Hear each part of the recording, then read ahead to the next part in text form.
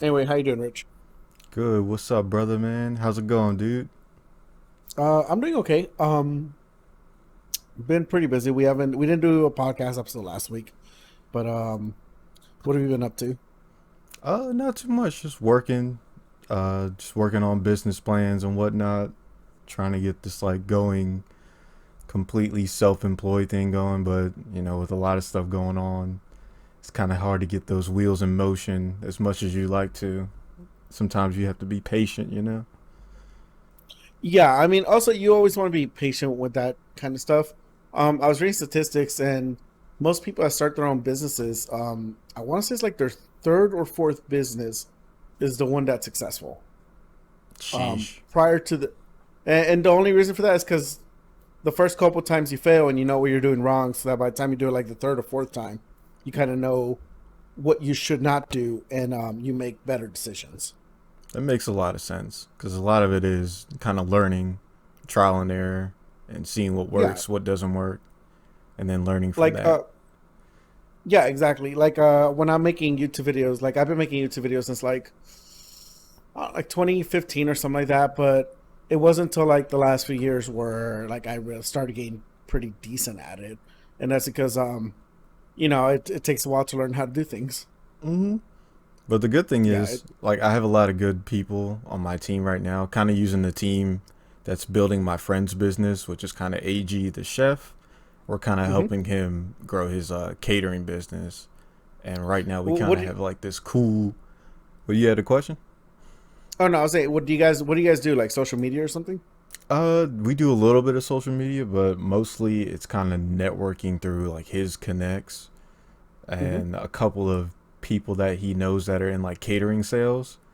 Since Okay. it's very hard to do catering now because of COVID, right? Yeah. But hmm since we have contracted one company, we get tested for COVID daily. So we can Okay. guarantee that we can, deliver the food Yeah. safely and it's not Yeah. infected with anything. Yeah. You got somebody vouching for you. Right. So we have like a good company backing us up, testing us every day. So we kind of edge out a little bit of the catering market with that. So we're really trying to capitalize with that to grow his business and then get everyone else's ideas out there as well. Okay.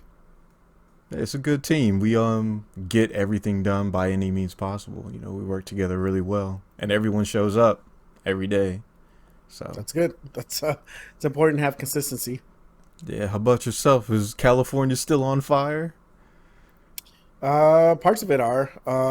The fire by over here, like there's still smoke coming out of it, but it's pretty under controlled. Um, Other than that, not too many issues. No more gender reveals for the time No being. more. Hopefully, no more gender reveals for the time being, or just altogether. That's a trend that could just go away and die. Um, no, but yeah, I've been pretty good myself. The what I've been doing the last few weeks is just so while trying to figure out how to do some editing, but I've been working on I'll get to Among Us in a little bit, but so some stuff with Among Us where I'm getting a little bit. I know how to do like basic animation on my video editor through. I know I've talked about this before in the past, but it's called puppeteering. It's basically when you move an image. So like, let's say I get an image of my body. You got my arms, you got my head, my torso, arms and legs. If I want to, I could segment and make a transparent image out of each part, and then make it move in a very specific manner, almost like it's South Park or like those old picture books where like you pull on something and then like some little thing pops up or something like that. Oh yeah, yeah, Yeah, it's like that, which is very basic animation, but it works for Among Us because that's just a very basic looking game. yeah. So trying to kind of just get better at that. I'm actually gonna work on that right after we're done with this. It's kind of what I was doing before we started, but so other than that video editing stuff, my software got updated too, so I'm really excited about that because what it means is that in a video like this where I don't have a green screen behind me, you just see my closet. Mm-hmm. They released some new AI software and it's still time consuming. It still takes a while, but it's called almost like motion masking. So I think I've talked about this in the past as well. But motion mask, do you know what a mask is in like video editing? No. No. Okay, so a mask is basically what it is. It's a mask. So like, let's say you get a mask like this little square right here, Yeah. and let's say you put it right here. Um, Basically, it kind of cuts out a piece of the video, so you can kind of see what's behind that video. Oh, like green screen sort of. Yeah. So like, let's say I have this PS4 controller. Let's say the original layer, the layer number one is the PS1 controller. Yeah. Then layer number two is this video. I could put a mask over layer number two, and what it does is that it'll put the PS3, the controller in the forefront, or at least whatever's covering within the mask. Oh yeah, yeah. It's good for static objects. It's not very good for videos that are in motion because a mask, you can make it move, and in making it move, you can kind of do, once again, back to light. You can do some light animation, like some very basic animation. But so with AI software, you can do something called motion masking. So a motion mask, I don't know if you've seen this video, but like last year, over a year and a half ago, I did a video of Astroth from Soul Calibur 6. And he kind of spins, and he does, it's like that going into space meme. Oh, you remember that when they're just kind of spinning? Yeah. So to do that, I had to get Astroth to do the move, then go into the get a video, then do a motion mask. And to do a motion mask is you create a mask once again around Astroth, but this time Astroth is spinning, which means that every single frame you have to go frame by frame and scrub out the background, and then it puts it back together as a video, so that when you're done with it, all you do is you get a picture of this moving. The rest of it is a green screen, and you can kind of invert it, or so that it's just this is a mask, or the thing around it is the mask. Gotcha. And you can do some cool stuff. Like you can make yourself look like you're somewhere you're not supposed to be. Like I was for a moment I was trying to make it look like Astroth was going into to Starbucks to order a coffee, because you could do that, but it takes forever. There's, for you guys that don't know, but okay, so you know about frames because of fighting games and stuff. How many frames are in a second? 60. 60. So in if you're editing one of these motion masks, you have to scrub out the background for every frame of a second. Sounds like the worst thing ever. Yeah, it absolutely is. So with this new AI, back to the new updated software, with the AI, what that allows you to do is that you can take a picture of yourself like this. It'll kind of look for the contrast between you and the background, and then it will slowly remove the background. It's not going to do it perfectly, but it fixes some, like, it's just a much faster way of doing it. Yeah. Like, I don't know, maybe there's a computer nerd watching, and maybe you guys know why it takes so long, but like, I don't get it how an app like TikTok can do that automatically. And then, but like my fucking software that I pay $60 a month for, just now they're learning how to do it. But I mean, I get it. It's like once you do it manually, you appreciate how well AI can do it, because you're just like, fuck, man. This is part of the reason why I never did another one, because I'm just like, this takes so goddamn long. Good lord. So, yeah. So, using those two techniques, I'm gonna make like a short little.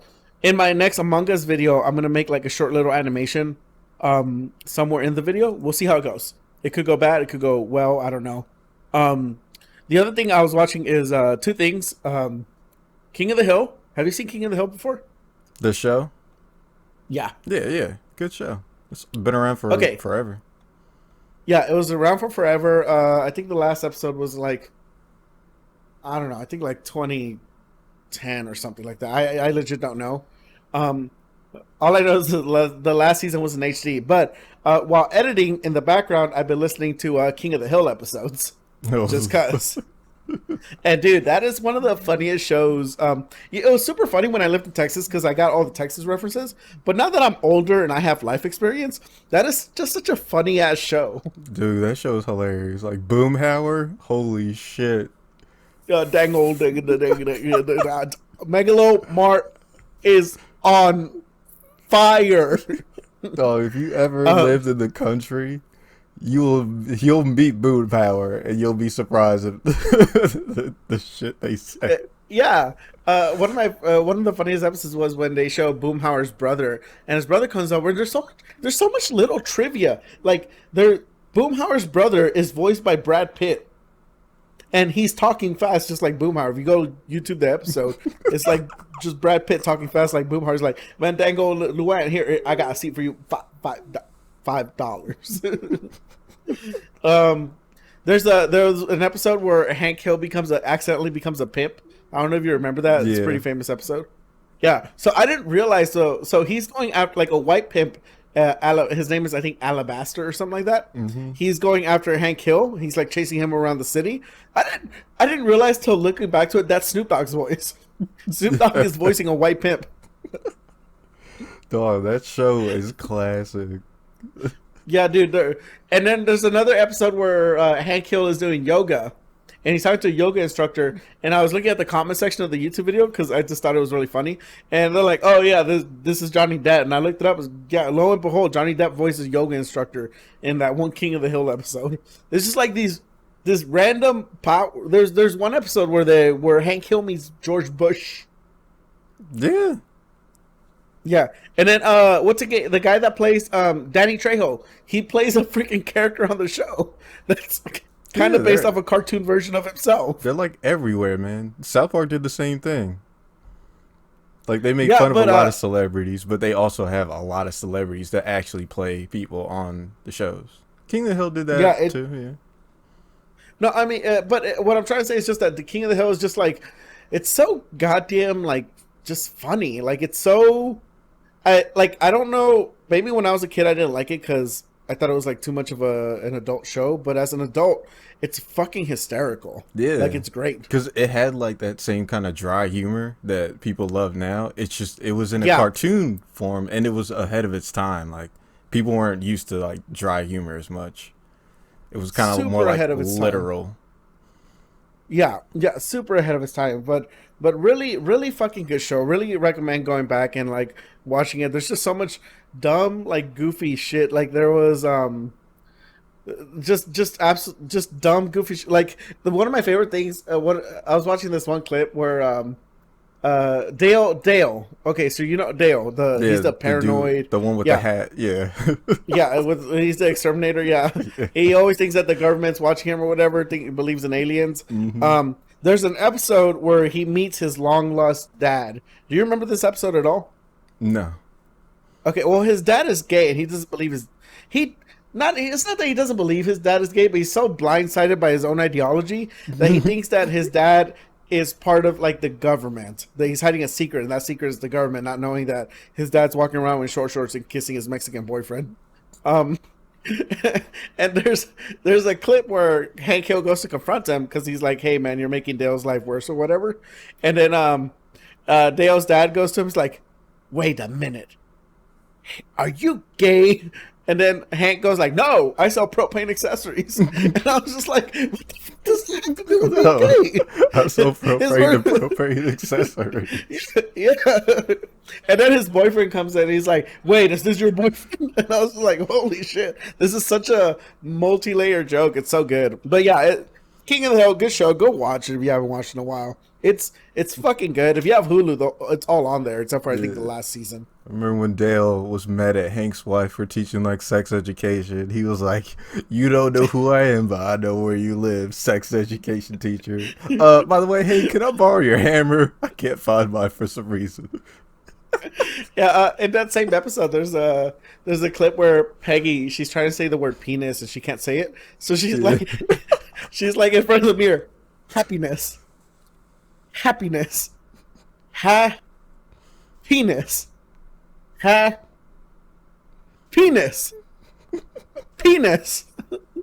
and then she just yells vagina.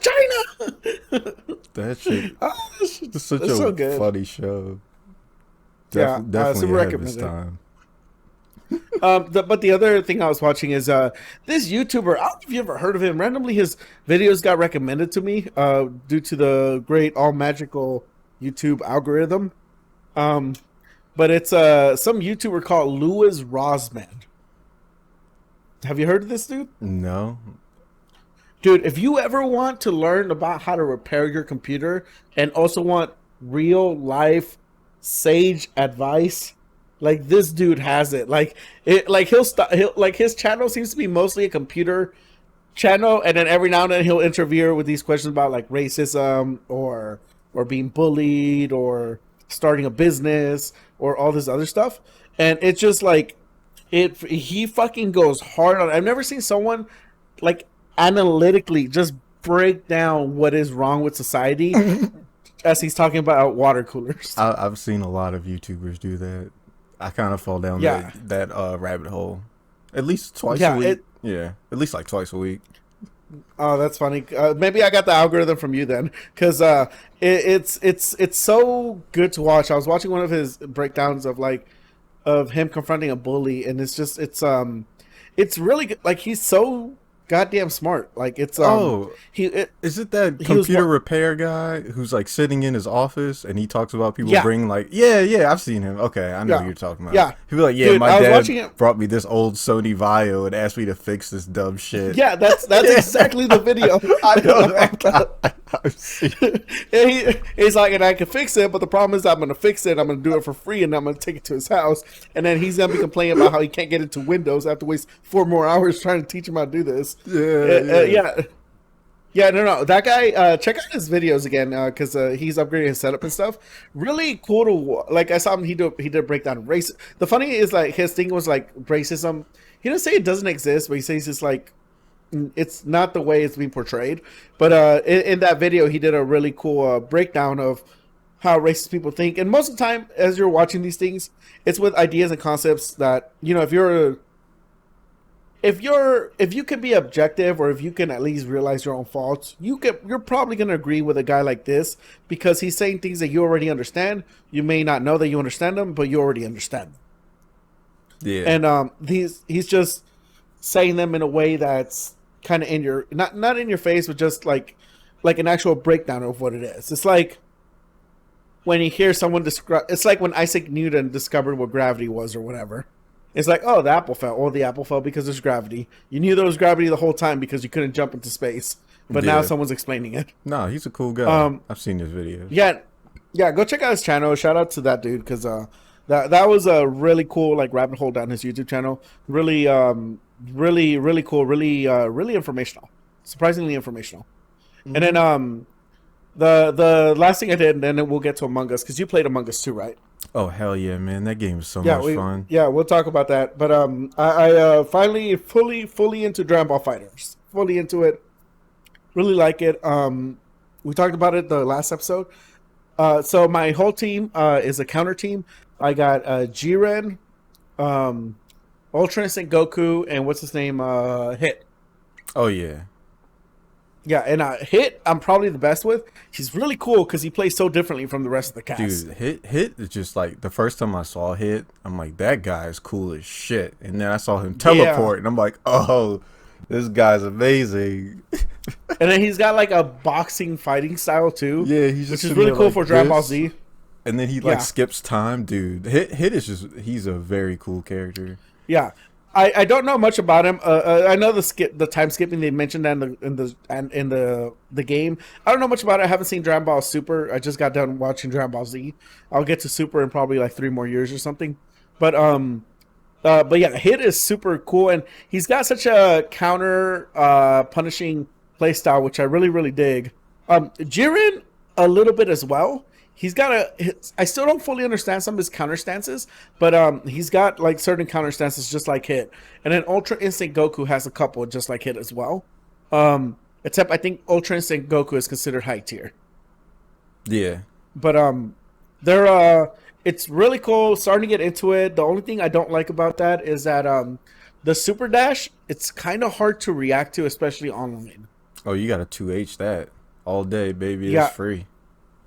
That is how you do it, but it's hard to react to it. And I've never played the game offline, so I don't know if I ever played offline. I don't know if it might be easier to react to, because online there's already a 4-second delay. Yeah. So, I mean, I don't know if that makes that big of a difference. I can't see in 4 frames, but there's already a 4-second delay every time I get online. So, well, I don't know. I would like to get better at that game. It's a crazy fun game. It sucks it took me forever to understand fighting games to get into it. Oh no, it's really good. I played it Yeah. when it first came out, pretty hardcore until the DLC characters started coming out. Then I got kind of bored with it. But yeah, I use like Super Saiyan Goku, Trunks, and Goku Black. Goku Black is like my favorite Dragon Ball Z character now. I think most of the DLC characters from season 2 and season 3 are really exciting and fresh. Yeah. The season 1 characters, they're like outside of Broly. To me, they're just because it has base Goku and base Vegeta. Outside of Broly, they don't seem all that interesting to me. Yeah, that was the last character I remember fighting was Broly. After that, I think I kind of slowed down. But if people wanted to play, I'd jump back into it. No, Broly is super cool because he's one of the few characters in the game that has armor. Yeah. So I think it's Broly, Android 16, the Dragon Ball Super Broly, and I think maybe Fat Boo. They have armor, so you can get away with doing some stuff. There's like I was watching a Broly match, and it kind of feels like they're just kind of like almost like unstoppable. Like you got armor, so you gotta be a little bit strategic in what you do. But like once you start going, you're just like a freaking bulldozer. Yeah, he's an interesting, really character. Cool. Yeah, yeah, check it out. Get back into it if you can. Like do a stream with it because I think you'll like a lot of the new characters. At least if you have money to pay for season 2 and 3. I'd like to check out Kefla and what is it, Super Saiyan Blue Gogeta? He looks cool. Yeah. Oh, dude, have you seen his? Okay, so you know how every character has a not every character, but you know how some characters have like if you beat an opponent with a certain attack, they get like a certain cutscene. Yeah. Yeah. It's called dramatic finish. Dramatic finishes. Yep. Have you seen the dramatic finish for Super Saiyan Blue Gogeta? No. Okay, have you seen did you ever see the Janemba movie? Yes. Or do you know how it ends? Yes. Yes. Okay, just real quick right now. It will be like less than a minute. And I'll just talk while you're doing it. Mm-hmm. YouTube, the dramatic finish for the Janemba, not for Janemba, for Gogeta in Dragon Ball Fighters. Because you know how in the game, in the show, he's Super Saiyan. I mean, in the movie, he's Super Saiyan, but in Dragon Ball Super, he's Super Saiyan Blue. And for you guys that don't know, in the dramatic finish, and I'll talk about it as Chris, God damn it, as Rich is reacting to it, he fucking powers down so they can make it look like the movie. He powers down and then straight up just proceeds to throw a pocket sand at Janemba. And it's the coolest shit ever because one, it's not as insane as some of these other dramatic finishes. Like they're not screaming all over the place, but it's cool in the sense that I've never. And in the movie, you get the sense that he throws the sprinkles, the miracle sprinkles, but it looks like fucking pocket sand, but it looks good. Like you have never seen a dude flex as hard as Gogeta did on Janemba. He goes from Super Saiyan Blue to regular mode to regular Super Saiyan and then throws pocket sand at his opponent and then just atomizes him like spaghettifies. And spaghettify, if you guys don't know, spaghettification is a real thing. It's what happens when you go into a black hole. Your whole body just disintegrates.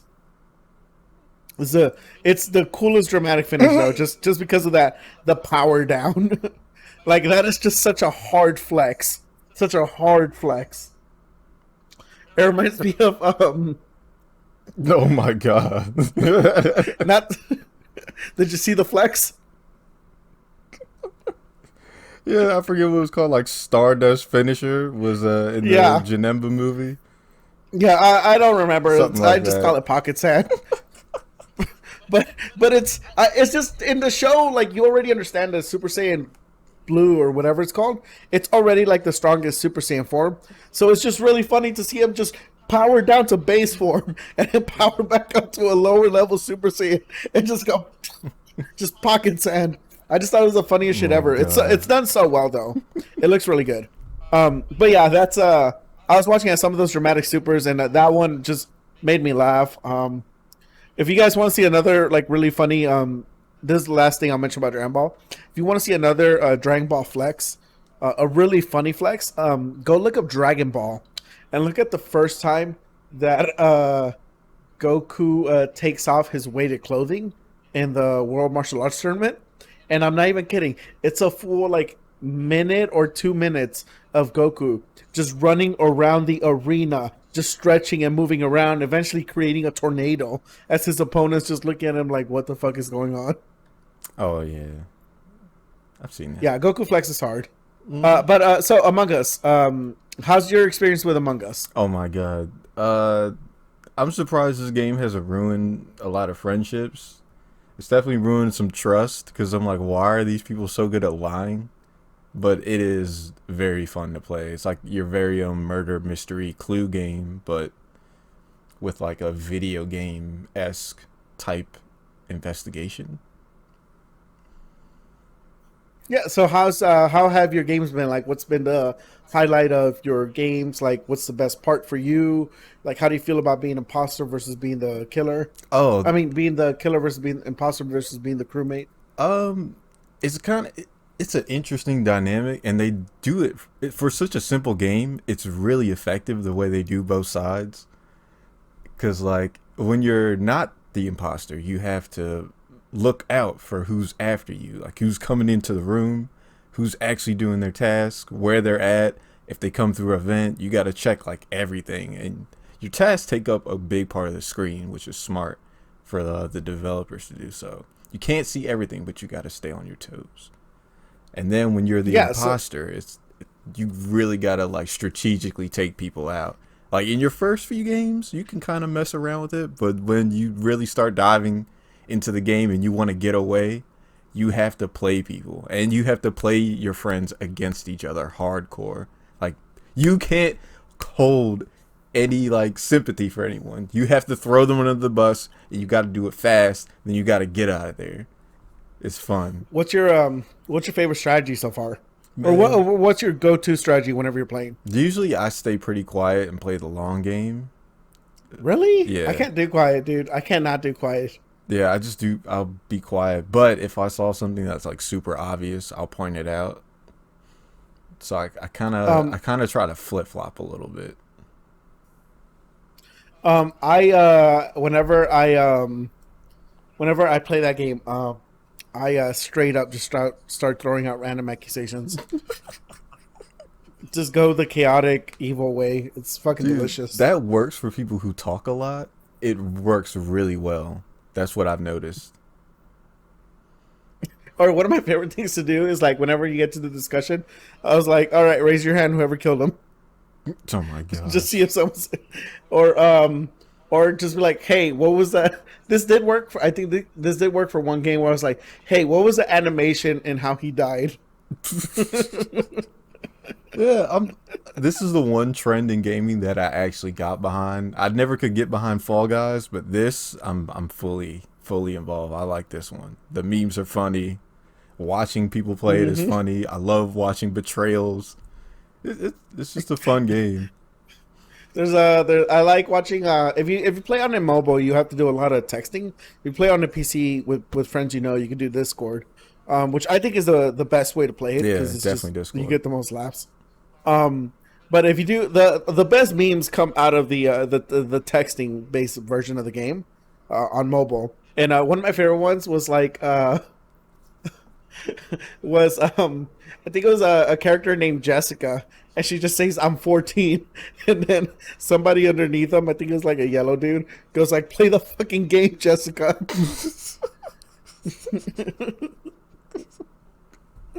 And just like random ass text like that. Like there was one where it wasn't me. I was in an event. Like, oh god, what are you doing? Yeah, it wasn't me. I was in an event. Another one is one of my favorite ones is like white goes like it was white, and then under it it's like yellow going like you're white. It's so good. It's such a fun game. Yeah, I remember people tried to blame me one time, and I'm like, Blue Lives Matter, because I was blue. They were trying to kill me. That's dude. We just did one of that yesterday where I happened to be normally I play yellow, but in this game I think someone already took yellow, so I was black. I was like, hey man, do not judge me by the color of my suit. It was not me. And then I was like, it was the white guy. He did it. Oh my god. Um, uh, yeah, no, but by far one of the funniest encounters. I felt so fucked over by my team on this one. Was I was not the killer. I was in the room in storage. For you guys don't know, if you go south of the map, there's storage in the first level. I was in storage. I was I was coming out of shield. Went to storage. There is 4 people in there, including me. One the killer kills another dude in front of 2 witnesses, including me. And then I do the report. So I was like, "Hey guys, he just killed him in front of us." And then he pins it on me, and the other guy that's there, who is not the killer, for whatever reason, I guess just wasn't paying attention, believes him, and then I get voted off. Yep. The murder happened in front of my eyes, in front of somebody else's eyes. Dude, that's happening. I was innocent, and I get voted off. Man, I was coming out of freaking the engine room, right? And you know you gotta open the door, and it takes a couple seconds. So someone had killed someone inside the engine room, and they were coming out, and I'm behind the door, and I see the body, and they open up. The person goes immediately to voice chat. They were like, "Yo, it was blue." I was like, "Bro, I was literally behind the door. There's no way I could have done it. I couldn't have even gone to a vent." I'm like, that was too fast. Yo, they voted me off. I was like, "Dang, cold blooded." Yeah, the best part is definitely when you're the killer and you are like sowing distrust in your group of friends, and you may not have to, you may not lie, but you can definitely obstruct the truth. Yeah, I love it. I love the drama. Yeah. It makes it a lot of fun. Oh hell yeah, we definitely got to play. I just got done recording a whole bunch of footage for a whole bunch of Among Us videos I'm probably gonna put out. As soon as I go through all that, which will probably take me weeks, I think like a month, at least a month to go through, then we'll definitely do some sessions. But Hell yeah, yeah. it's a crazy fun game. It's also a good game to stream. Yes. It's a really really good game to stream. Any if you stream this game, you're gonna get a lot of chat interaction. It's really fun to watch, and it's just a good game. Surprisingly good. I can't believe it's been out for 2 years and it just got discovered. Oh, I did not know that. Holy shit. Yeah, it came out in 2018. It's now just getting popular. It came out in 2018. Dude, it's a lot of fun. It was like $5 on Steam, and it has ultra widescreen support. I do appreciate that. Good job, guys. Oh, I didn't even know that. Do you have an ultra widescreen monitor? Yeah. That's wild. I can't do one of those. Oh, I love it. It's so fucking huge. I can put like everything. Um, uh, I know the game on PC has 4K support, so I like that. Yeah. Which is it's weird, but I mean, it's such a simple game. It's such a simple looking game. It reminds me so much of Newgrounds, actually. Oh yeah. The art. Yeah, it reminds me a lot of Newgrounds. The art definitely Yeah. reminds me of Newgrounds. Yeah, but that's Among Us. That's the last thing I did with my week. Just been played that 2 weeks in a row, and that's enough for a while. But it's very very very good. Yeah, fun game. So let's get on to the news. The PS5 is sold out. That Sold shit out, is out. sold out. It's gone. But Um, I managed to get one. I did not. Not only that I did not, but I was refreshing pages and Walmart 6 p.m. nothing. 6:01 sold out. Yeah, I think there's definitely more coming down the price, down the pipeline. So I think anyone who wants one, just be patient. Don't pay double the price on eBay for a fucking PlayStation 5, please. Don't do that. Be patient. You'll get one. Yeah, to make the most use of it, I might buy a TV, like one of those 120 hertz televisions.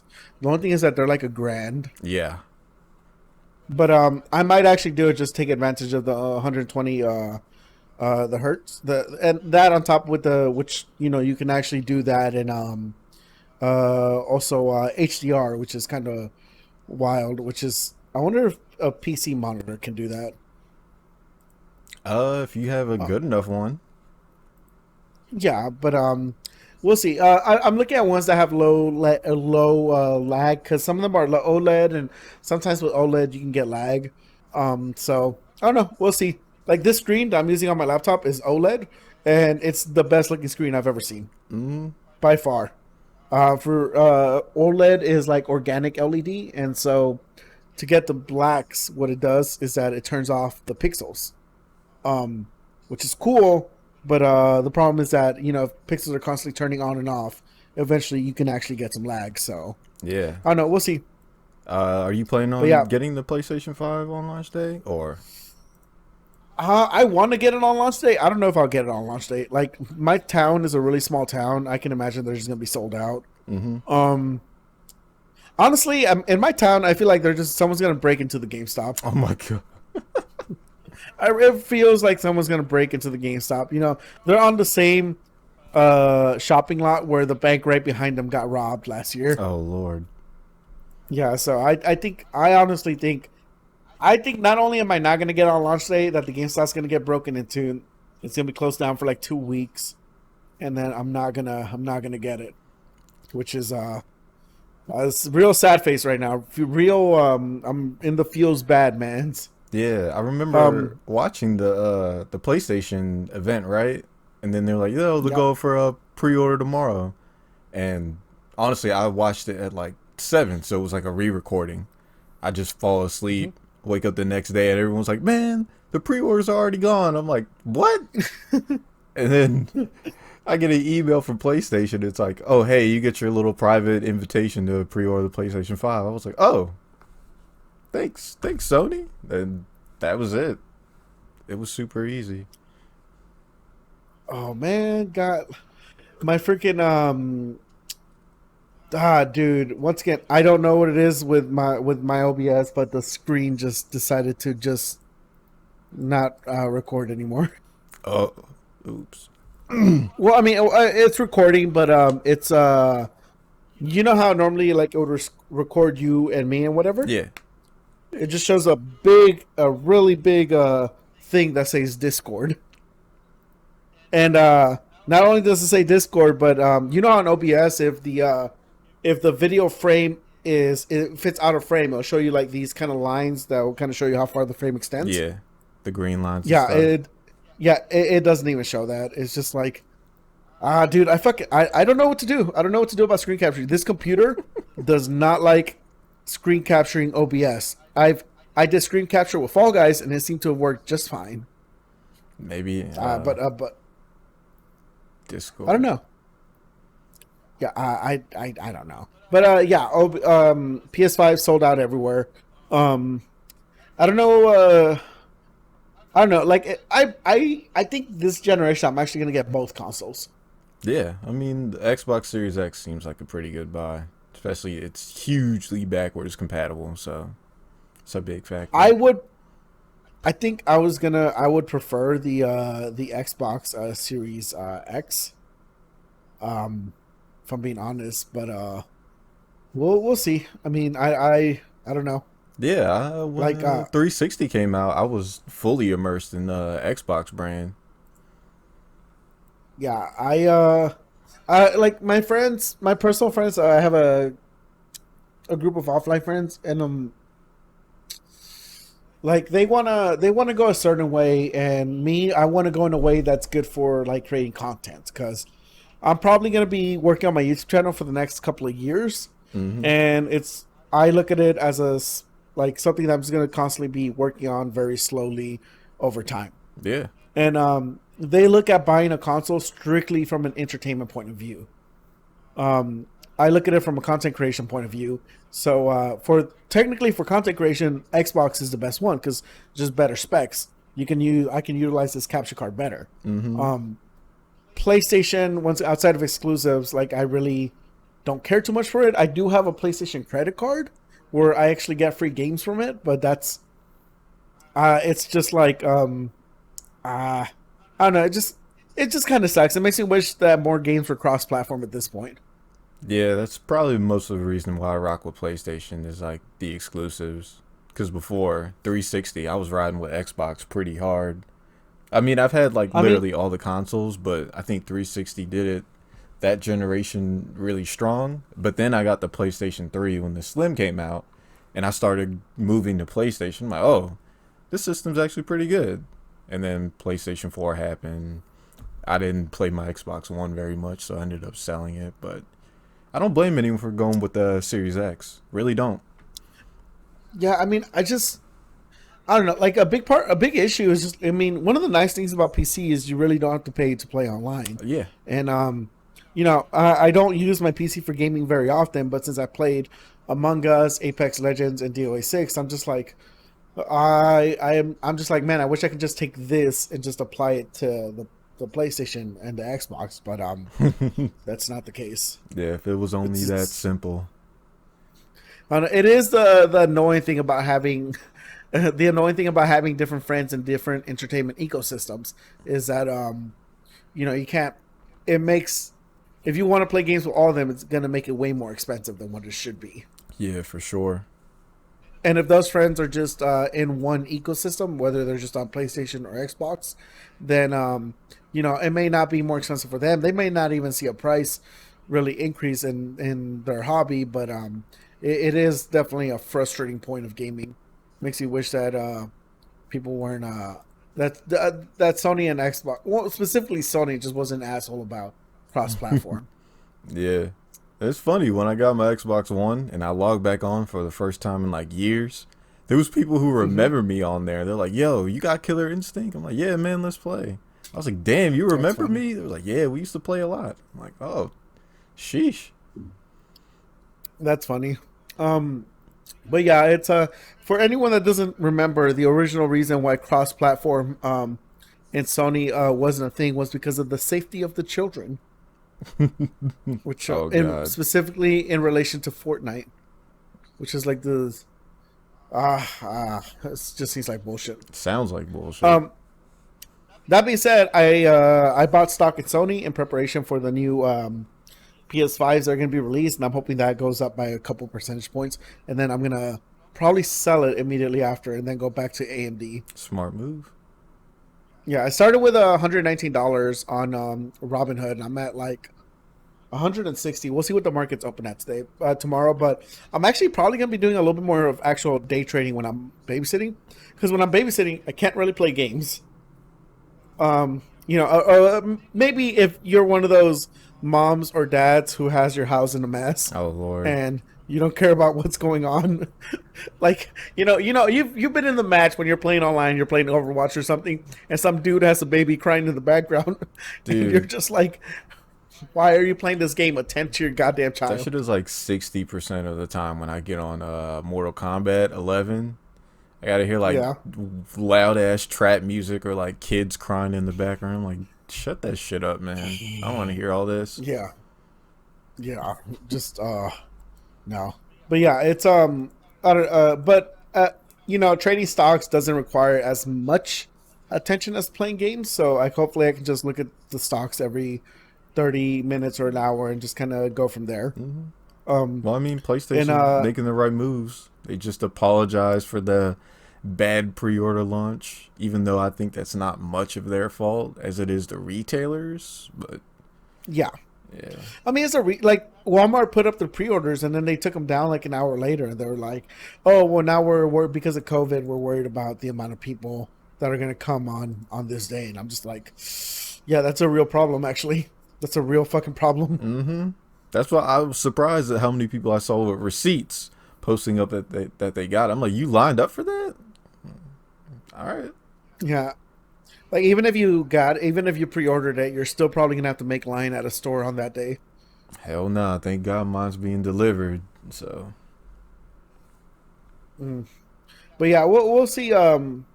We'll see. We'll see how that day goes. Like I said, I'm open for any's. Honestly, the game I'm probably most excited about right now in terms of next gen, I honestly think it might be Halo Infinite. Like, I don't really I don't get as excited for games, and I'm not in a rush to play games really like how it was when I was younger. Like, if it gets to me, it'll get to me. Yeah. I mean, I played and beat Death Stranding, and you don't need to be in a rush to play that game. Absolutely not. I'm kind of the same mindset, man. I really want to play Demon Souls and Spider-Man, but My backlog is insane, so it's Yeah, it's that's the same okay thing. if I don't get to it right away. Yeah, it's okay.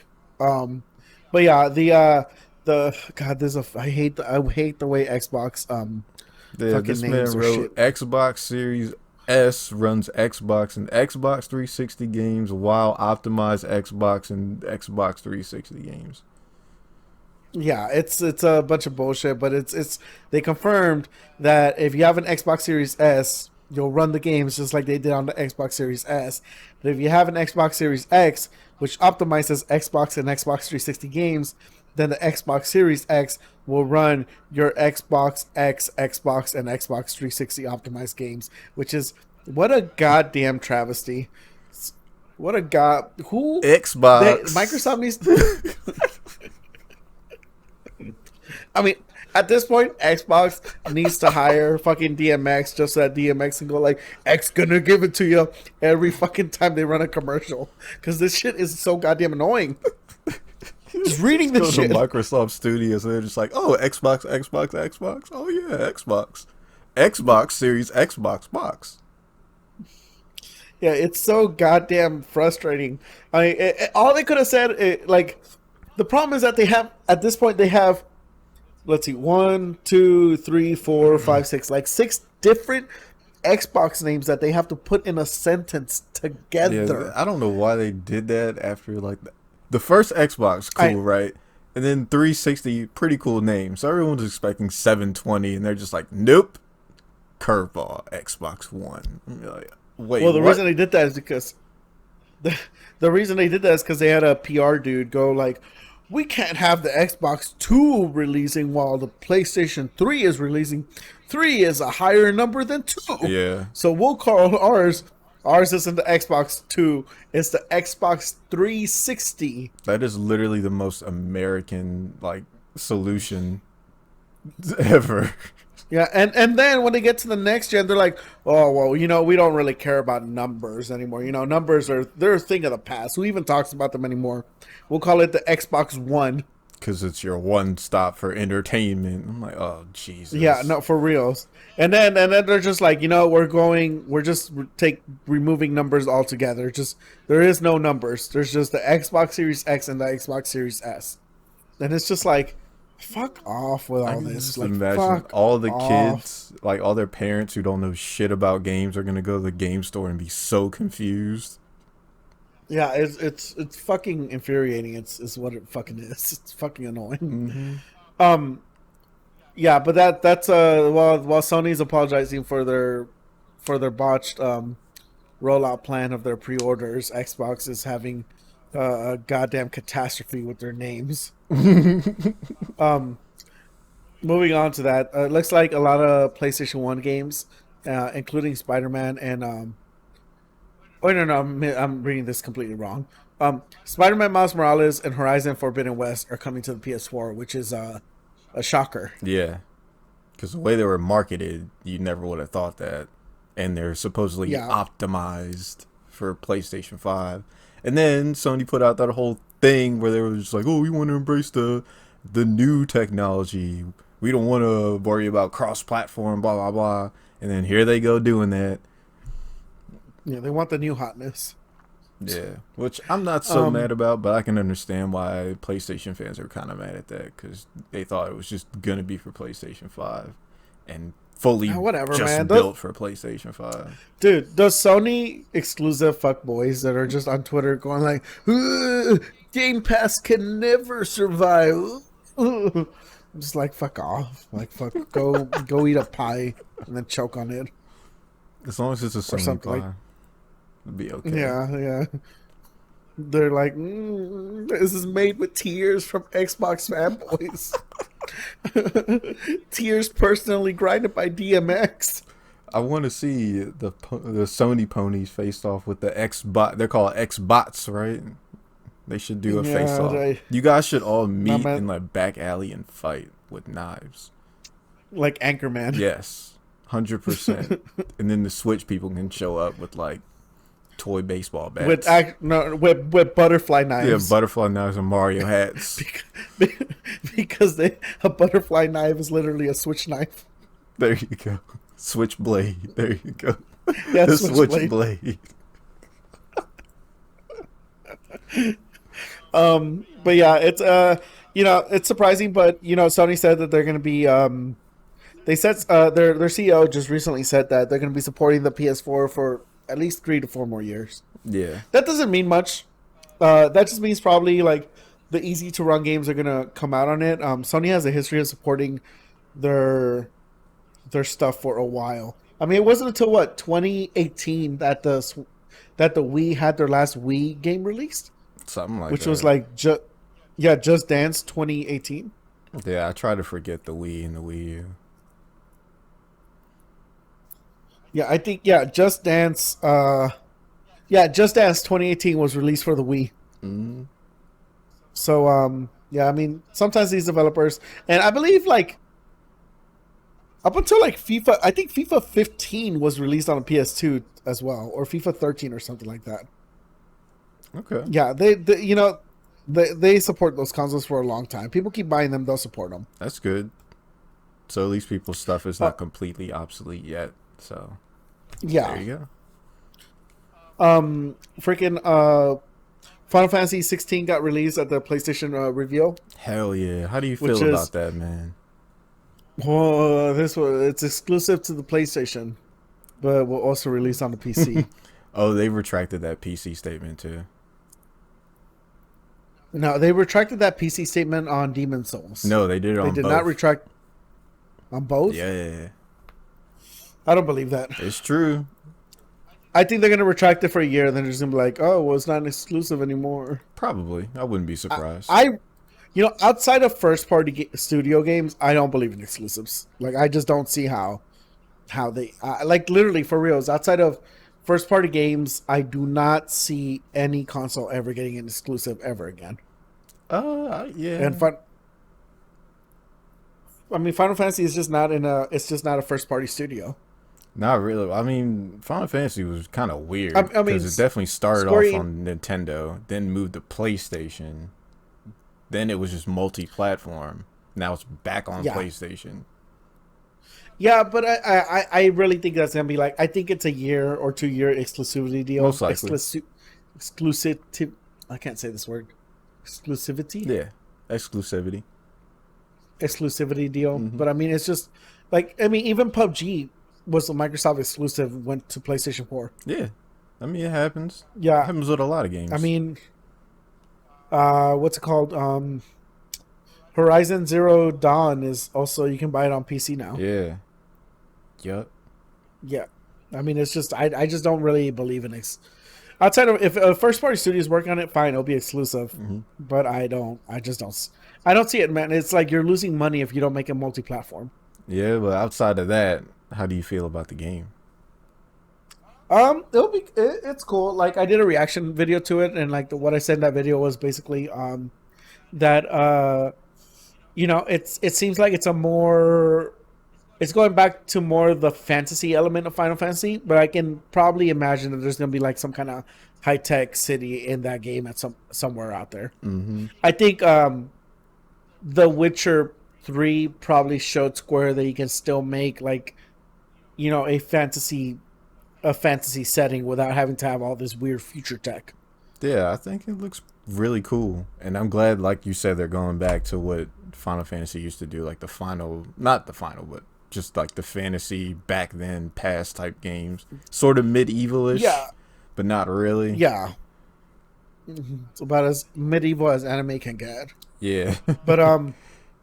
But I mean, I also don't think they're 100% sticking to that setting. I think the future stuff is kind of ingrained into it, and I personally do prefer the future kind of version of Final Fantasy for the most part. I think I yeah, when they kind of do like the modern stuff, like I would say Final Fantasy VII was like kind of modern take on like steampunk. yeah But I think 13 was kind of the more futuristic one, and 15 was Yeah. a little bit of like a mix.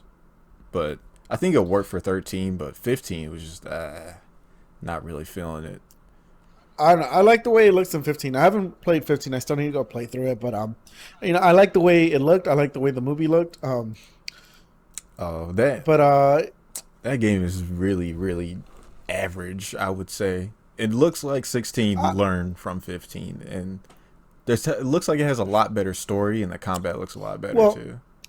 well. Speaking of the better story, they got the I want to say they got the producer of Final Fantasy 14 is the one producing this one. Yeah, the one who like brought 14 back and made Yeah. it good. Uh, Yeah, well, with 14, what they did is that they brought in a whole bunch of people. They added way more voice acting. They you haven't played Final Fantasy 14, have you? I watched people play in the beginning stages, and then when Yeah.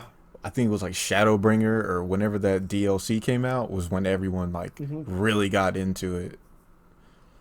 Yeah, I played it for a little bit. I put in like 40 hours into it.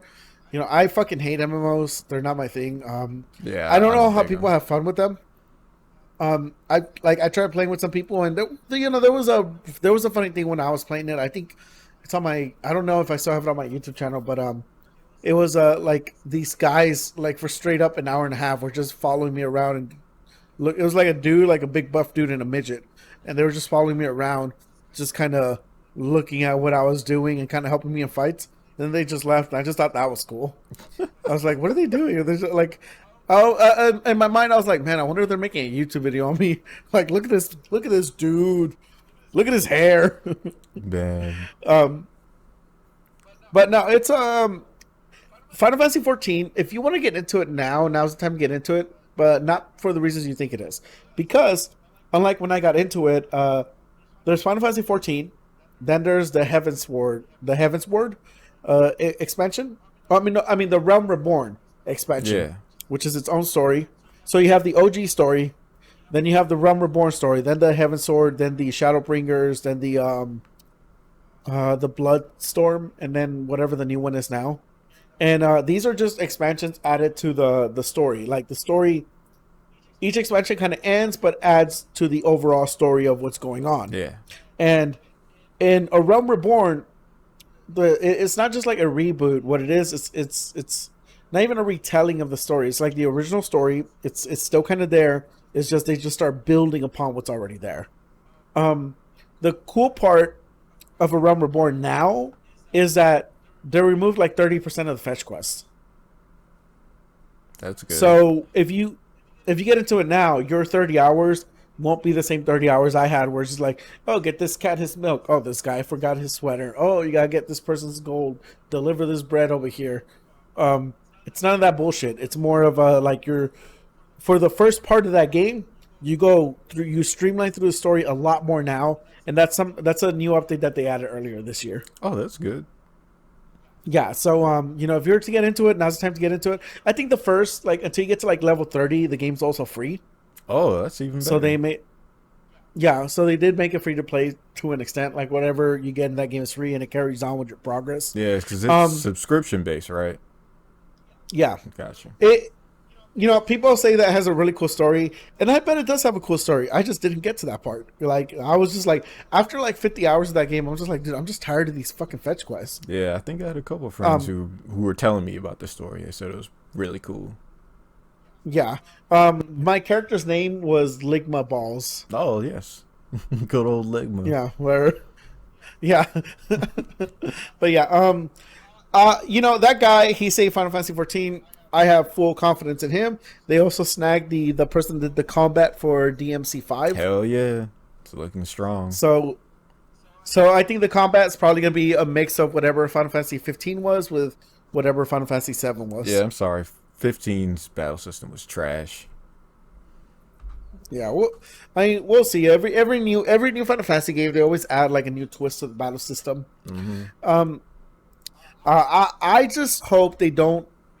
I just hope they get a little bit more frequent with their Final Fantasy releases. Yeah, definitely. Like, because at this point, ever since Final Fantasy 13, they take almost 10 years to release a Final Fantasy game. Yeah. Well, I mean, they're working on this one and part 2 of 7 remake. So Yeah. That being said, though, Rich, did you ever hear of Final Fantasy Type Zero? yeah, Okay.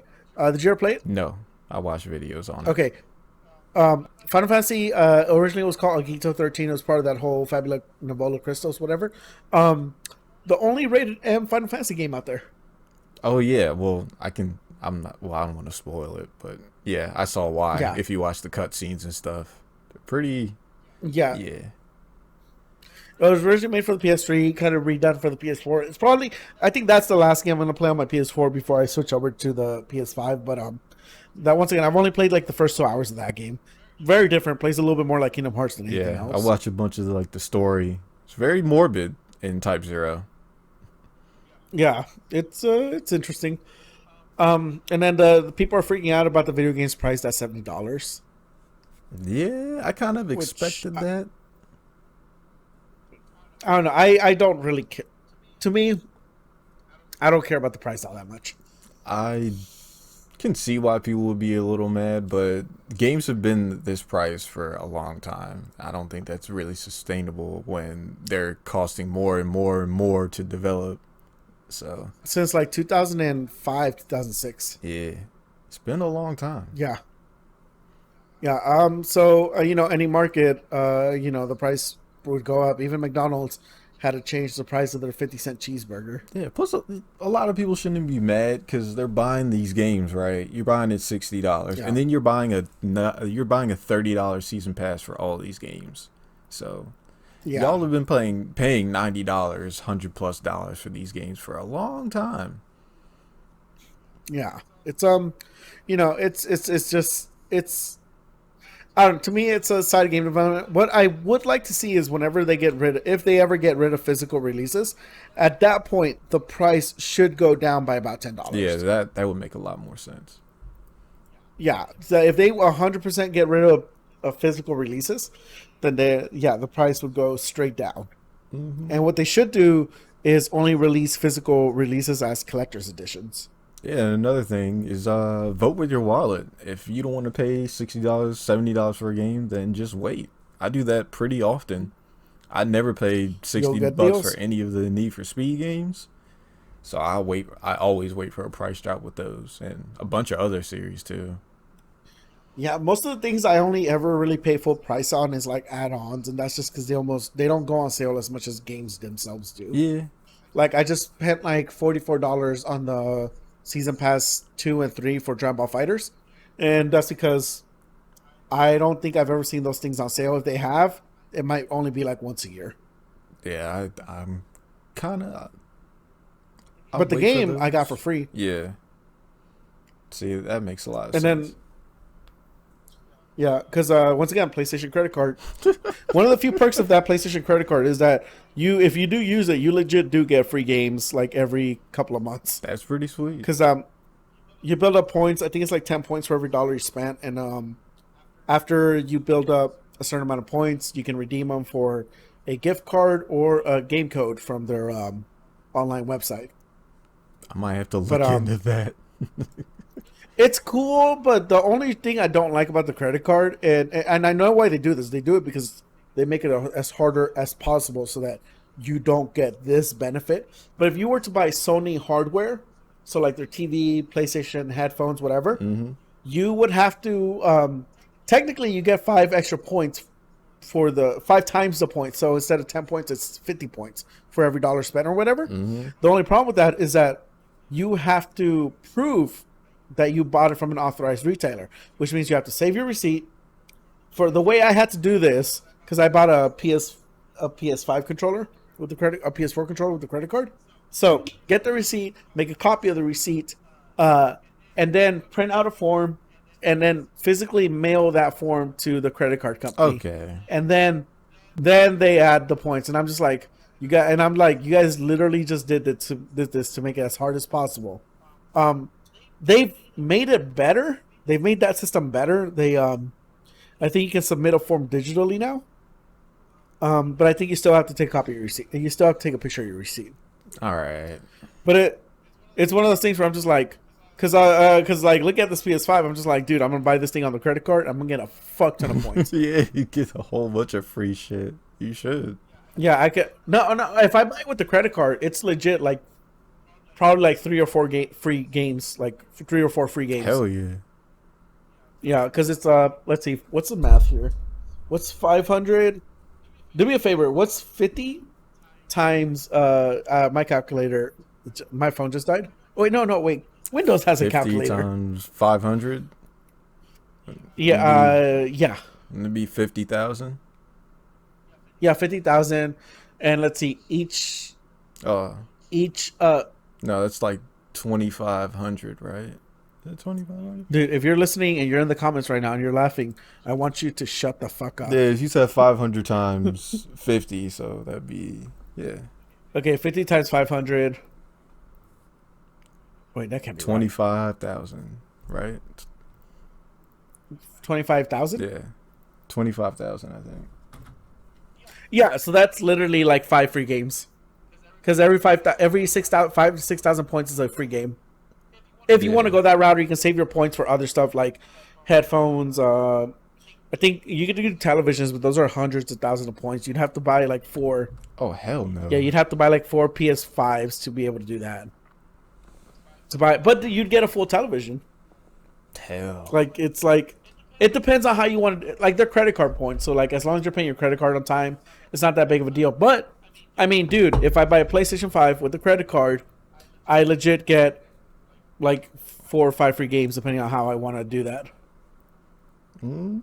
Either way, yeah, video games price is 70. I don't care right now. Maybe I will in the future.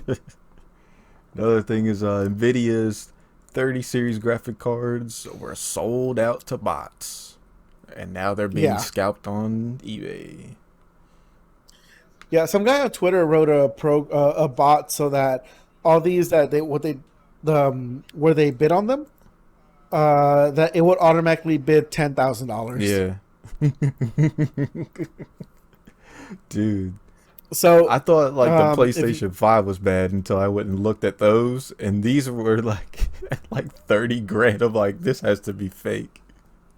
This is nuts. yeah, it's I don't it just yeah, $10,000 on RTX 3080. Yeah, 30. Yeah, so the bot, it looks like it looks like it's working. The bot is working. Yeah, the bot is definitely It automatic- working. It automatically auto bids it to $10,000, which I thought was really funny. I think they did. I think they're using that same bot. I like how this guy has a picture of Goku and Naruto in his images, like the actual just anime avatar. Hey, if it gets the sales, Okay, dude. man. Wonder what the high. So the highest bid is current bid is $10,000. It doesn't like you look at a list of bids, huh? No, it just shows Jesus. you what like the current bid is. That's so goddamn funny. That's so goddamn funny. I don't know. Like, are you gonna get one of these 3,000 series cards? Not right now. Maybe next year when I start to upgrade my Next PC. year. Okay. Yeah, I think But yeah, I'm gonna save it. I'm gonna get the PlayStation 5, and then next year I'll start working on the PC build. You know. okay. But What's this? The Cyberpunk stuff is looking better and better. I don't know anything about they this. released like a new trailer, I think, for like the gangs and stuff, and it showed a little bit of like the nightlife. It looked really cool. It's really good stuff. That's a game that would look really good with HDR. Yeah, I mean, it's gorgeous. It's colorful. The animations look really cool. Looks like they put a bunch of like influencers and celebrities in the game, other than the ones we've seen. Oh, that's smart. Yeah, like I think that chick Alana Pierce from IGN is in there. That's cool. Yeah. Yeah, she's cool. Oh man, I still feel bad for all the harassment that she used to get for working at IGN. Yeah.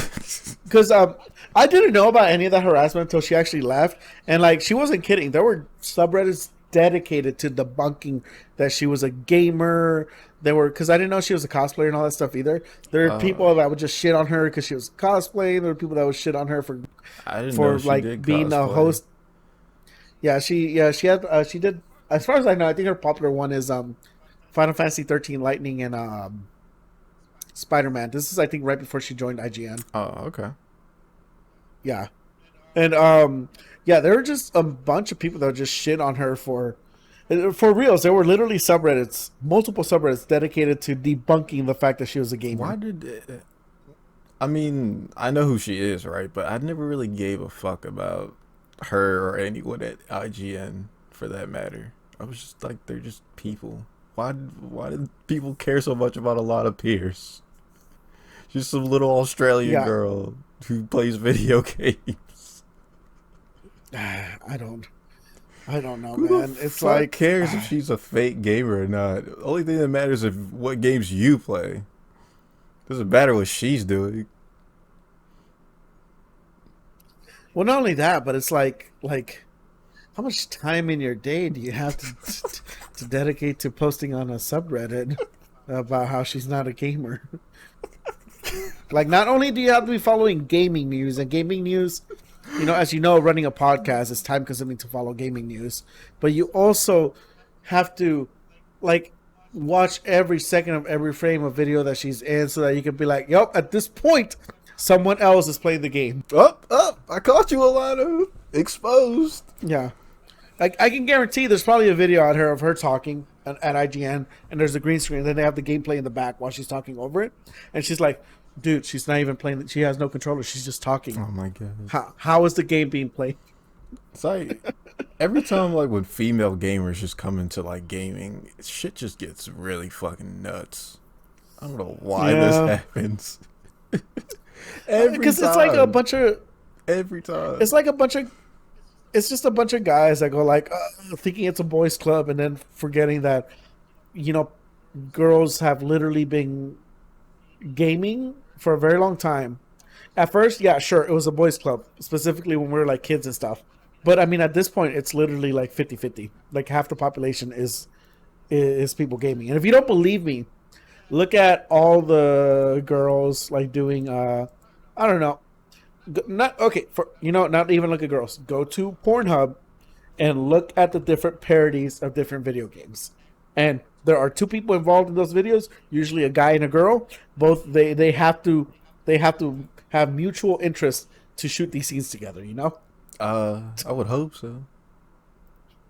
No, but it's just I don't get it. Like it's just to me it just seems like people like it's the same fucking people that get mad about the shooting games not being historically accurate. Oh yeah. I mean, I definitely think there's definitely some fake girls on Twitch who stream just because it's easy and they're attractive and it's such an easy market to take a part of. But I don't think Alana Pierce or any girl who's like dedicated like that much is a fake gamer girl. Yeah, I mean, when you get to the point where you are the face of a company, like, why would I say this as it's happened before, but like, literally, why would you do anything to make yourself look bad? Yeah. Yeah, I mean, nobody probably intentionally does that. People that have been caught in the act have probably thought it was okay when it wasn't. But I mean, you wouldn't go out of your way to make yourself look bad. You wouldn't like it's so elaborate. It's almost like I hate to come back to this, but the flat Earth people that go like, oh well, NASA is secretly convinced all the countries in the world, all the countries are in on it. So it has to be flat. The whole they've been teaching the globe stuff for so long that it's all a conspiracy. Like it's like that's so much stuff has to go on. It's like faking to be a gamer. Like you would have to be so technical at video editing to make it look like you're doing what people think you're doing. No, I mean, it's pretty. I would say if you go into like a girl's Twitch channel and she's not really that big of a fan or a fake gamer, as people call it, you'll just see she'll be begging for subs and just being a complete jerk, probably. It's not easy. I mean, it's pretty easy to tell when people are just doing it just for the money. And just ignore them. Yeah. The best thing you can do, ignore them. That way they don't get the views, they don't get your money, and they'll just fade away. If you really care about the space that much. So, easy mode. He's right, Yeah. But yeah, it's that was a tangent, but yeah, just also just be a good person. Yeah. Speaking of being good people, Colin Kaepernick added back to Madden, which I thought was really funny. I haven't played Madden since 2006. So the reason why I think it's funny because did you ever follow any of the Colin Kaepernick story at all? not when it came to video games, no. Well, well, just overall, the reason why this is funny is because back in like what was it, like 2015, 2016, Colin Kaepernick got in trouble for Kneeling. for Yeah, it kneeling. was the worst thing Kneeling, ever in yes, American history. the worst thing. It's like I don't know if you remember, but back when Obama was president, uh, you can find videos of like Tucker Carlson and all these other like right winged people going like, "Can you believe that Obama is wearing a tan suit? What a goddamn travesty!" Yeah. There's one day where he wore like a beige suit and then never Yeah, again, how dare you wear a and it beige was suit? Are you fucking kidding me? yeah, and you can literally find Tucker Carlson just like shitting on the president, going like, "This is the worst thing that's ever happened. The founding fathers would be spitting in their It graves." is. We should But execute him for doing that. Like, that's just such a disrespectful thing to America. How could you ever wear a beige suit? I don't Like, know, let's man. stop this podcast Some and go get Obama for doing that. yeah, just get him right on the For line, put a sure. microphone in his face, tell him it'll be an exclusive story. Yeah, he's a fake gamer Um, too. Let's get him. but yeah, you know, he got in trouble for kneeling or whatever. It was a big deal. Uh, you know, he was definitely outed unjustly, and some people say that he just wasn't that good of a football player. Even if he wasn't that good of a football player, there are plenty of teams with shittier players. There are plenty of teams with shittier players, So then and there's not. he got taken out of There's also Madden? teams. He got taken out of his football team, Right. So they took him and out of then Madden. they took him out of Madden. So he wasn't in Madden, and for a couple of games, even though usually Madden tries to keep some older existing players Mm-hmm. in their rosters. Oh, yeah, yeah. So as you know earlier, since we had the George Floyd protest, Madden NFL commissioner Roger Goodell said that they made mistakes. They told people to stop protesting when maybe they should have kept protesting. And since that for whatever reason, Colin Kaepernick is, he's back in the game. They're looking at maybe possibly getting him a contract back on a team. Yeah, I hope the best for the guy for protesting peacefully. It's just there's a really good skit. Not even a skit. It's like a segment from the Daily Show. I don't watch it as much as I used to because I used to watch it a lot when Jon Stewart was on it. Yeah. I like Trevor Noah too, but um, with Trevor Noah though, there's a really good segment where he talks to Tommy Lauren, Yeah. who is The right wing that chick, Barbie and doll. like I know what you're talking yeah, about. and he starts with like, okay, so you don't want them to protest by taking a knee. You don't want them to protest by wearing a shirt. You don't want them to protest by airing out their grievances. How do you want them to protest? And it's like such a true statement. She says, "Oh, well, by protesting the correct way." But then at every turn, you tell these people that they can't protest in this particular way, and it's just like one of those things that's like, yeah, like what are you Yeah, I doing? mean, you can Like, you can criticize me, but you can't criticize me. You know what I'm yeah, saying? yeah. It's like, you can only do this one thing that is legal and that the founding fathers said that you could do in only a way that I find suitable. And that way that I find suitable, I will not tell you what it is, but I will criticize you every single time you do it until it is very suitable. Mm-hmm. It's very frustrating. Yeah, we want your feedback, But yeah, but make sure it's positive feedback so we don't actually change anything. Because if it's negative yeah, feedback, I won't listen. pretty much that. So yeah, so that is what it is. That's I just thought that's funny. To me, that's just one of those like life imitates art kind of thing. You could say that. Yeah, because it's just like one of those like, God, it's just. I just think it's so funny for the NFL to be like, or even specifically Madden going like, we've added him back in the game. He's in the game. I'm not even gonna say anything. Yeah. Hey man, dude. I love. Here's the thing. I'm gonna get in trouble for this. Someone's somewhere out there when I get famous in 5 years is gonna find this clip on this podcast, and I'm gonna get in trouble for it. But I fucking love when either when a company gets racist or when people get like racial tensions, because it is so funny to see someone's true colors, and it's so funny to see someone just double down when you know they're absolutely wrong. Yeah, Just like absolutely, just stand my ground. You cannot eat that ice cream. You cannot take ice cream out of that ice cream cone because you are a certain color of whatever skin. it is pretty It is the funny funniest shit ever. when they get exposed. They're like, "Oh, I'm sorry." Like, okay, motherfucker, you weren't sorry. You're just sorry that you Yeah, got yeah, caught. yeah. That's it. Yeah, like one of the funniest ones on Reddit that I saw over the week was like a UPS driver, and he's delivering packages in this neighborhood. This white dude's just recording him. We're like, "Why are you here?" He's like, "I'm delivering packages. I'm in uniform. You see me in this Oh UPS yeah, truck." then he tried to like call the cops so to not leave the neighborhood. He's like, "What am I doing?" He's Yeah, like, "Yeah, I don't know what you're doing." He's like, he probably works for the company, you know."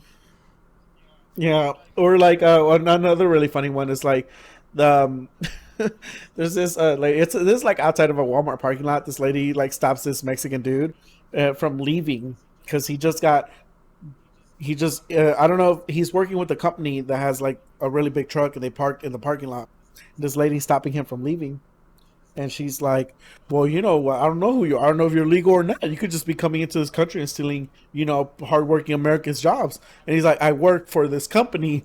The logo is on the truck. You can call the phone number on the truck."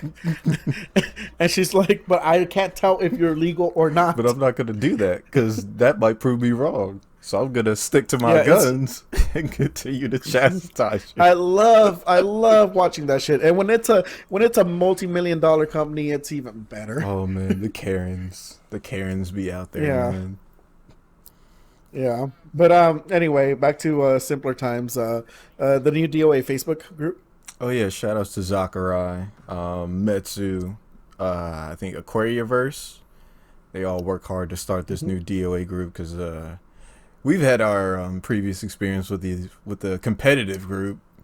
It was pretty Dude, I trash. since you've known me, that's like the number one thing I've complained about, right? Mm-hmm. In terms of DOA, where I'm just like this they do not know how to build community. They think building community is just getting good at this game and performing well at a tournament. Yep. There was a lot of egos clashing every day on that competitive group. It was pretty much one of the worst fighting game groups I've ever joined. The worst one had to be Fighting Gamers X, which is the shittiest fighting gamers group I've ever seen. I don't care who's part of that group. That group sucks, and all you guys do is post anime titties and not actually play fighting games. So screw that group. Dude, I feel like every long-lasting fighting game community has turned into that, like Art Kappa. Yeah, it's such a fucking joke. I'm sorry. Fuck that group. I'll be completely honest. Fuck that group, man. I remember they took a picture with Um, Ono, and I'm like, man, Ono shouted us out. I'm like, no, you took a picture with Ono, and then when he finds out half of you don't even actually play this game, you just post pictures of Chung Li's titties all day. He won't care. yeah. It's that's an interesting group, man. I will sometimes they produce comedy like the low tier, like whoever was in that group that put low tier God as an inspirational figure. I thought that shit was Oh hilarious. my god. That was so funny. I was laughing my ass off when I saw I that. mean, I love a I good was shit like, post as much as the other person, but if you're trying to like you said, start a good community, start with the basic building blocks, you know? yeah.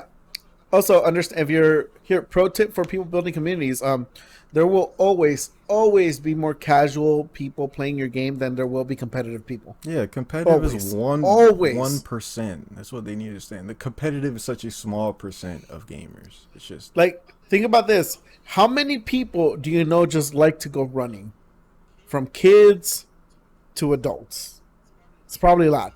Now, how many people do you know that are competitive runners? are we talking like It's probably very few. on a team or like the Olympics? Just period. Just period. Because Period. it only short. Period with a We're only T. getting smaller and smaller from there. So Yeah, yeah. Because the point I'm trying to make is that, like, most of the world, out of people that like running, I would guess 2 billion people on the planet.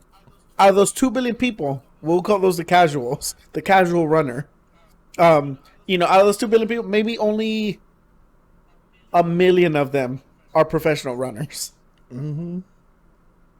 Like it's just statistically, there's just always going to be more casuals than there will be professionals or competitives. Just that is, you have to understand that, and you have to build towards that. Yeah, and And and if you build correctly, then what will happen is that eventually you will elevate your player base. You will attract new people, and eventually the casuals will start understanding the game better in a way, and like they'll probably care for it more and because like the DOA subreddit, for example, they only ever post about I don't know, 3D models or mods, or they'll put a picture or something, and that's just kind of it. Like occasionally you'll get some gameplay and somebody will be like, "Hey, can someone tell me what I'm doing wrong?" And then they'll get like negative upvotes yeah, or it gets why are you downvotes. actually playing the game? We just came to talk about it. Yeah, it's dumb. But yeah, But then I'll post a meme. I think this group is definitely a good step in the right direction. And shout outs to Metu and Zachary and all them again, Zachary. because I'm definitely part of the group. I definitely saw you in there. So I Yeah, think this will help grow the player base and get more people into DOA. Hopefully the lore, maybe they'll find a favorite character. And in turn, we can get, more DOA content, because shitting on DOA 6 was not a good way to just get more DOA content down the pipeline. It kind of just seemed like people just wanted their own personal game and everyone else to get out and then tell them to fuck off. And it's like, you can do that, right? But what's the company going to do in response? Oh, we're just going to go make Neo 3. We're not going to keep going with DOA 6. Clearly, you don't like it. So why would we give you DOA 7? yeah. I've been saying this since the moment I joined the DOA community, where I'm like, you need pillars of community. You need leaders, content creation leaders, whatever they are. You need them, and you need them kind of navigating the community, and then from there you need communication between the communities, and then the community manager, who is like the link between the communities and the gaming company itself. It's like, it's the I just think it's always funny how like it's always competitive players that usually think they know what's best for the game. They sometimes they do. Sometimes from a technical game point of view, they may understand what can make the game function better, Right. but that isn't always what people need or people want. That's more or less what you want so that you can perform better. Yeah. Like another really good example is Reversal Edge. Like people in Soul Calibur hate Reversal Edge, but I can tell you as a casual player, I love it. I love it. I love it because it builds meter really fast. So then I can use my special, or I can use Soul Charge, which unlocks a whole bunch of other moves. Two, it's a good defensive tool when you don't know where to block. Yeah. And if you do spam it, then a much smarter player than you is going to know what you're doing, and then they're going to work around it. Mm-hmm. Like, and even at worst case scenario where people are like, oh, well, it slows down I hate it when people say it slows down the pace of the game, and I'm like, what are you talking about? Like, no, it doesn't. Like, if anything, it makes the game more exciting because you don't know what's going to happen. If you may know what's going to happen, but literally people watching this game, if this game is being live streamed to 1,000 people, they don't know what's going to happen. They're just like, oh shit, what's going to happen? Yeah, I can see that being a good mechanic for getting people in the game. But Yeah, because I do hate that fucking mechanic. I won't lie to you. No, I love it. I fucking I love it. hate that. Damn Dude, the people that hate it, I just think it's people that don't know how to use it correctly. I think they're just like, oh well, I'm better than Reversal Edge. I never use it in any of my matches. And I'm just like, well, fuck off. Man. Like, it's there. Just use it. If you use your break blows and your break holds, you're not a real DOA player. It's exactly that mentality, and I'm just like, nah, fuck it. Like I think we're looking at on one of my streams, we're looking at the break blow stats, and they're like, you use break blow too much. I was like, fuck you. I'm holding down the C rank. Yeah, it's all Fuck you. No, I still be using that shit. I use it all the time. If Yeah. anything, I need to train myself to use it more. Exactly. But that's cool. Be a part of that Facebook group. What's it called again? I think it's Dead or Alive Casual Competitive Group. I can get you the exact name in like half a second. Let me see. Yeah, it's something like that. It's on Facebook. If you look that up, you'll probably find that there's not that many Facebook Dead or Alive Facebook groups. Yeah, I'll give it to him. Dead or Alive Forever. Fans and casual competitive atmosphere. It's at Yeah, 232 members. Yep. yeah. All right, we'll see. We'll see how this group goes. Let's see what else we got. Go. Yeah. Tokyo. Oh, everyone complained about Super Mario 3D All Stars, but paid for it anyways. Yeah, myself included. Yes. Yo, I was sitting there staring at the box art like 2 days ago, and I'm like, I don't need it. I don't need it. And then I just like watched a bunch of videos on Super Mario Sunshine. I was like, you know what? I fucking need it. The only one I would play is Sunshine. That's the other two I don't really care too much Dude, for. I miss playing Sunshine. It was such a fun game. I love 64 too. Did you recently play it? Like after you got it, did you try it out? No, it's on the way. What happened was I went down the rabbit hole and started watching people speed run Super Mario Sunshine, and I watched like a documentary on the speed run. I was like, you know what? I just need this game, so I'm gonna buy it. That's funny. But the good thing is, I never played Super Mario Galaxy. I think I only played maybe like an hour of it, so I do get a chance to beat that game. You're like Galaxy. Sunshine's been criticized as maybe being a little bit too difficult for some people, Hmm. but it's. I mean, I enjoy the art style and a lot of different mechanics of Sunshine. I say that as someone who hasn't played in a while, but yeah, check it Yeah, out. I remember when it first came out for GameCube, and I was like, why does Mario have a water gun? But then I started playing it, and I'm like, this is pretty fun. Can't complain. Yeah, Mario. He just sometimes has a water gun. Yeah.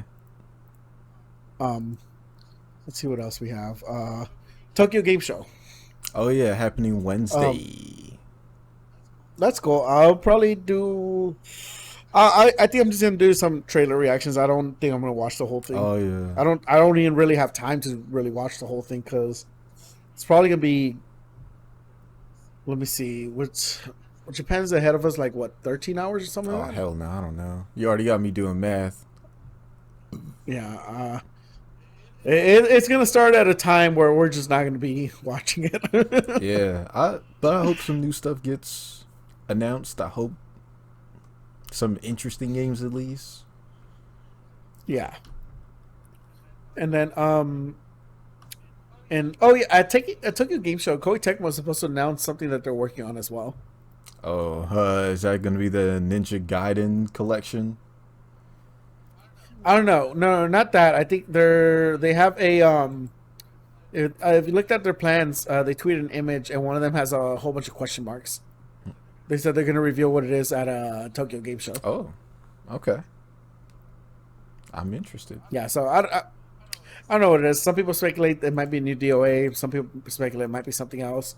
I think it's gonna. I really don't think we're gonna get a new DOA until the consoles come out, and then I think by maybe if there's gonna be another DOA announcement, I think it's gonna be halfway through next year. Yeah, I don't see anything happening for a while. Like until Yeah, people start really asking for it or showing a lot of support or something or showing that there's a need or like they'll make money off of it. I don't see it coming.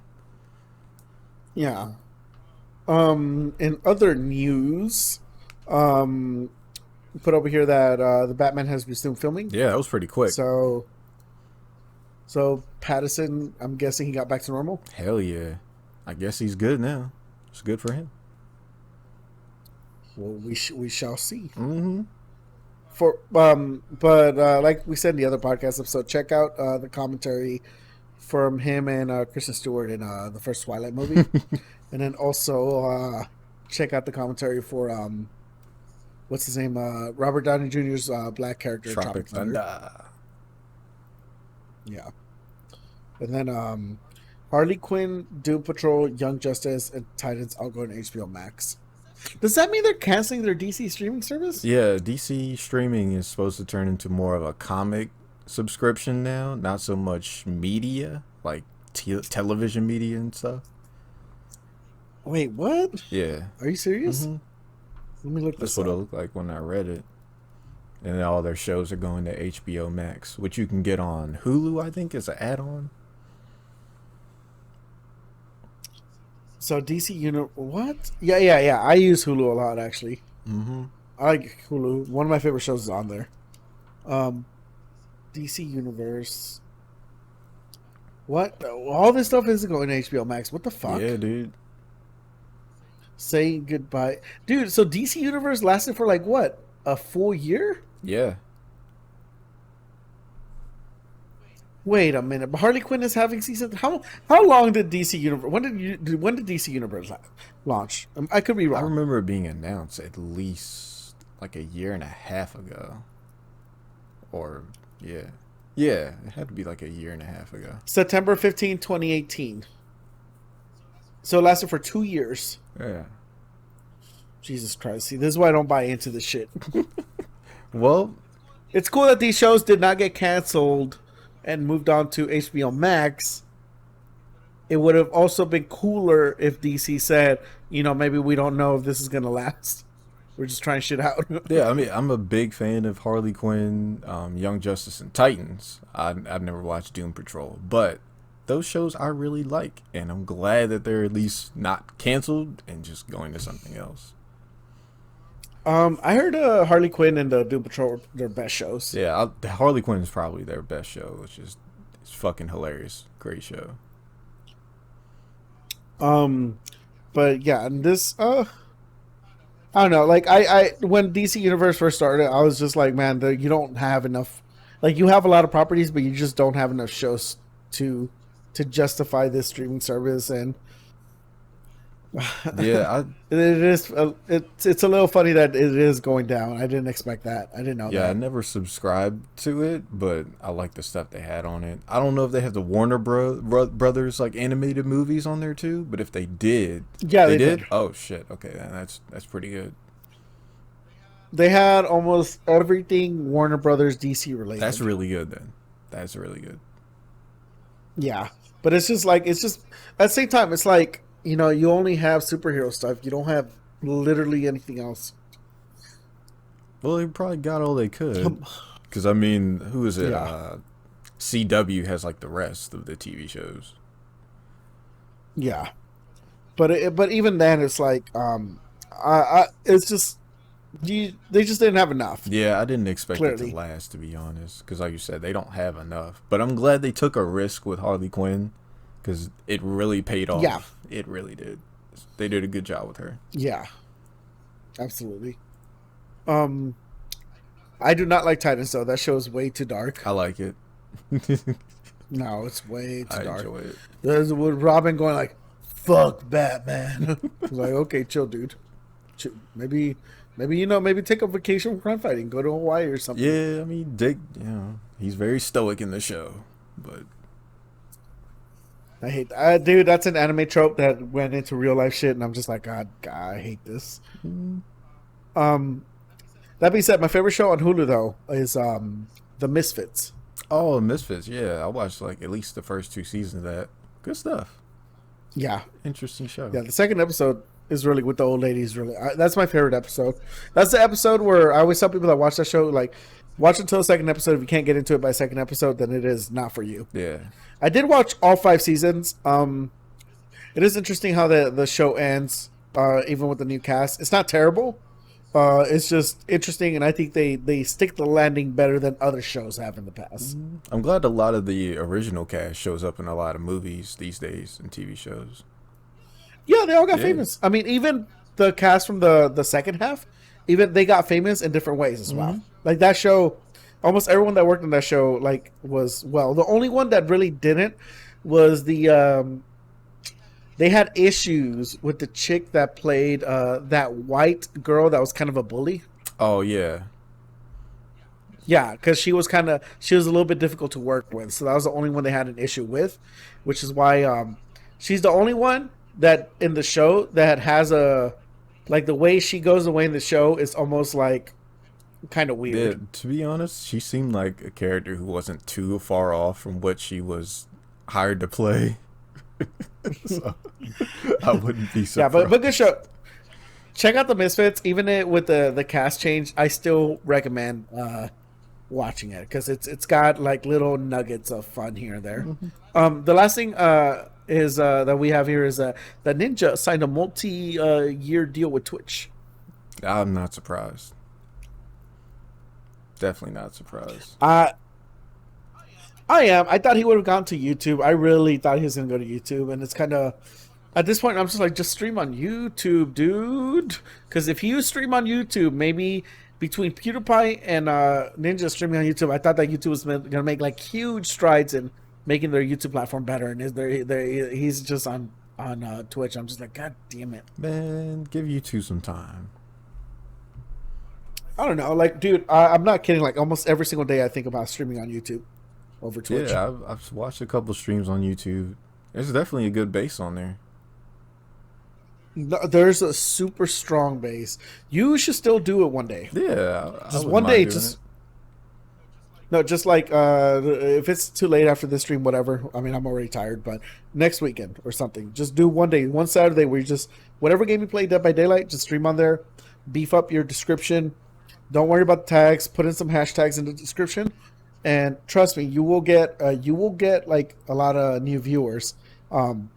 People kind of click through stuff on YouTube in a way that they don't do on Twitch. Yeah.